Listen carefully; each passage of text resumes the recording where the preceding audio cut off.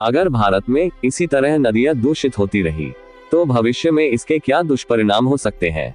क्या कभी आपने सोचा है? आइए जानें। अगर भारत में नदियों का प्रदूषण इसी तरह बढ़ता रहा तो इसके गंभीर दुष्परिणाम हो सकते हैं।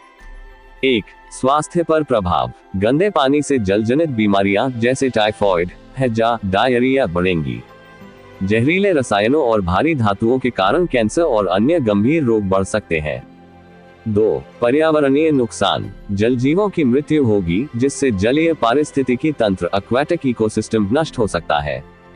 नदी किनारे के जंगल और जीव जंतु भी प्रभावित होंगे। 3. जल संकट। पीने योग्य पानी की कमी होगी क्योंकि अधिकांश जल स्रोत प्रदूषित हो जाएंगे। भूजल स्तर भी खराब होगा, जिससे खेती और पीने के पानी की समस्या उत्पन्न होगी। 4. कृषि और खाद्य सुरक्षा पर असर।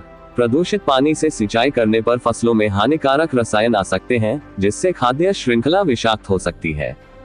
मछली पालन और अन्य जल आधारित व्यवसाय प्रभावित होंगे। 5. आर्थिक और सामाजिक प्रभाव। नदी किनारे बसे शहरों और गांवों की अर्थव्यवस्था प्रभावित होगी।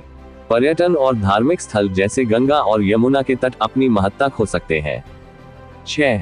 जलवायु परिवर्तन पर प्रभाव। गंदे पानी से मीथेन और अन्य हानिकारक गैसें निकल सकती हैं, जो ग्लोबल वार्मिंग को बढ़ा सकती है।